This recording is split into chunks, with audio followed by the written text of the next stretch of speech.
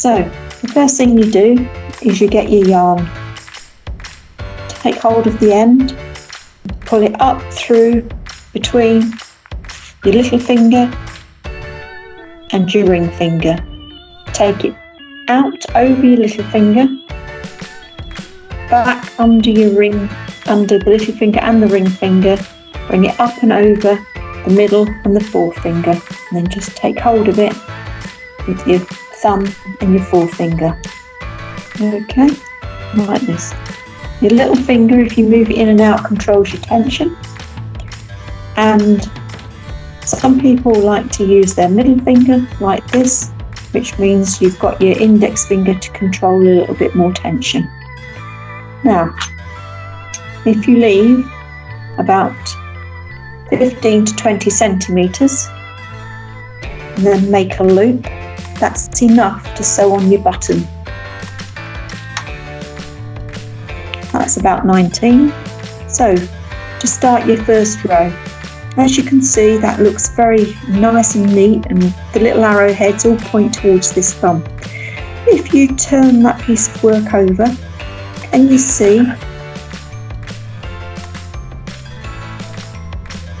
just going to get my pencil here, and you see that there's only a single loop on this side. It's here on all of those stitches. That's the stitch that we're going to pick up to start the next row.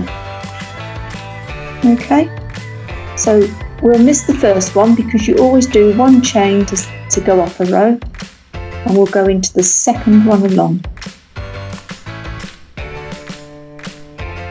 There it is. And then we're going to put the hook under the yarn, turn it slightly so it catches in the hook, pull it through one loop, just the one. Now you've got two loops on your hook, go under the yarn again and pull it through two loops. Okay, and we pick up the next stitch. And again, we go under the yarn,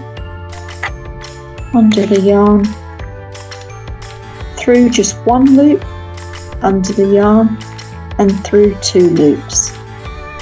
Now, I've done this in a different colour to hopefully be able to show you and make it a little bit more obvious, or in two contrasting colours, should I say.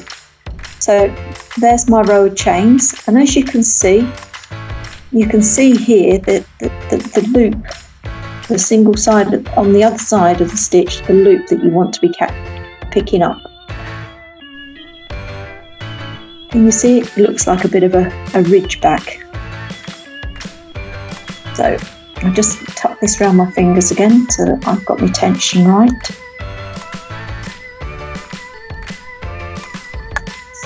And then I can show you. Okay, so here we go. We're going into that next single stitch. Can you see it just there? Then I'm going under the yarn, twist it slightly, the hook slightly, pull it through just the one loop, just the one green loop.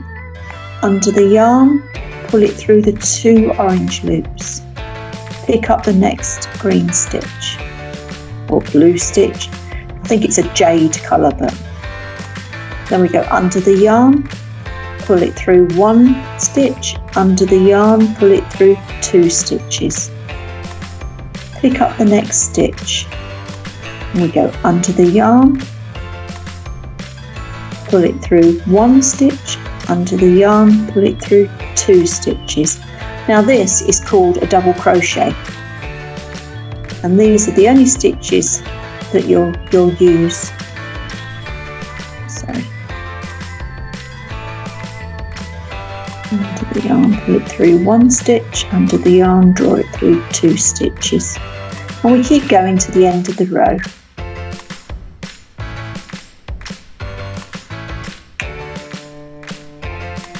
Now, to start my next row,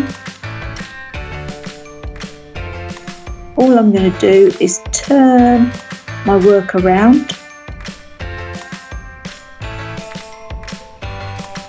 I'll just go back, so This is the last row that I did, and you can see I've got a set of arrowheads on the top now pointing this way. Yeah, can you see them? Now when we put the hook through to pick up these stitches, we're going to go through both sides of the arrowhead. Yeah, so through both bits like that. So you turn the work around, and we do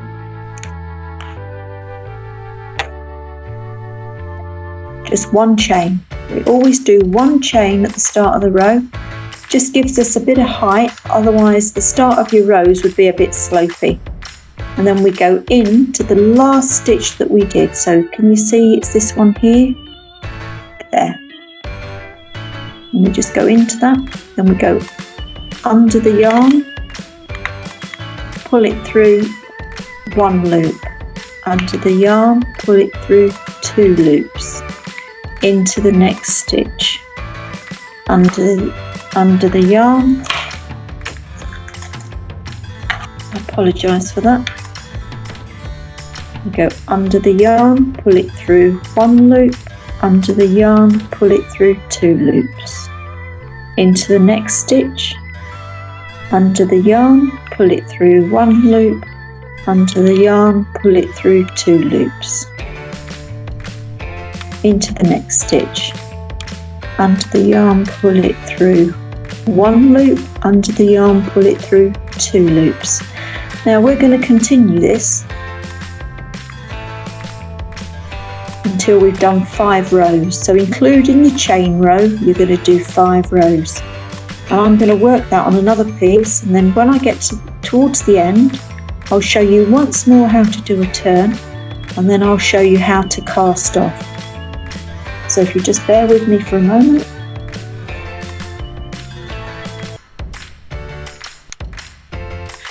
So, as you can see, I'm just getting to the end of my 4th row.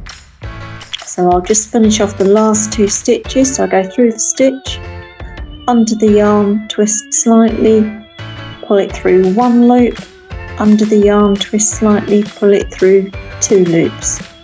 Last stitch, into the last stitch, under the yarn, twist slightly, pull it through 1 loop, under the yarn, twist slightly, pull it through 2 loops. Now to turn, all we're going to do is turn the work around, and then we're just going to go under the yarn and pull it through to create 1 chain, and then we're going into that last stitch that we've just done, and then we go under the yarn, pull it through 1 loop, under the yarn, pull it through 2 loops, into the next stitch, under the yarn, pull it through 1 loop, under the yarn, pull it through 2 loops.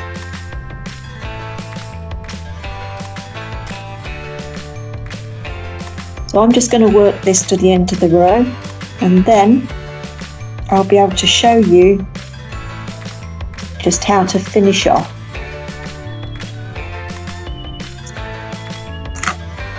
If your tension goes a bit loose, just pull your wool back. Doing this at arm's length, I'm sorry, it's sort of, I keep losing it a little. So I'm getting to the end now, and you can see into the last stitch, under the yarn, through 1 loop, through 2 loops, nothing's changed there. All that changes now is you're going to cut your thread, leaving about 20 centimetres, okay, and then go back to your loop.